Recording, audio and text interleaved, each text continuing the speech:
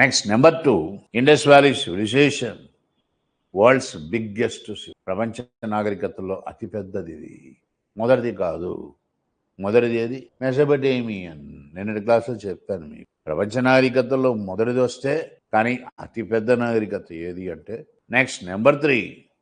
ఏమిటి నాగరికత యొక్క ముఖ్య లక్షణాలు? ప్రత్యేకమైన నెంబర్ 1, టౌన్ ప్లానింగ్. ఒక్క టౌన్ చూసావు నువ్వు అంటే ఇంకా మిగిలిన టౌన్స్ చూడవల్ల అంత యూనిఫార్మిటీ ఉంటుంటాం. రెండోది అండర్ గ్రౌండ్ డ్రైనేజ్ సిస్టమ్. ఇప్పుడు ఎంత పక్కాగా చేశాడంటే అండర్ గ్రౌండ్ డ్రైనేజ్ సిస్టమ్ కూడా మ్యాన్ హోల్స్ ఉంటాయి మధ్యలో. మ్యాన్ హోల్స్ అంటే దేనికవి?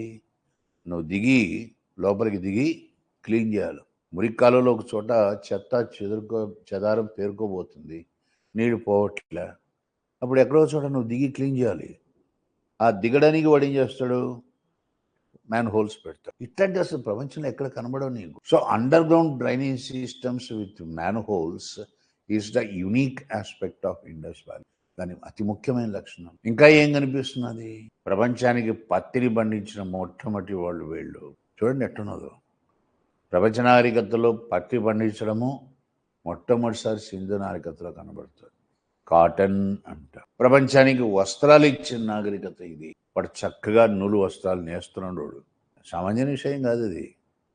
నేను ఏ నాగరికత గురించి చెప్తున్నాను? నేను క్రీస్తు పూర్వం 3500 సంవత్సరాల కాలం నాటిది.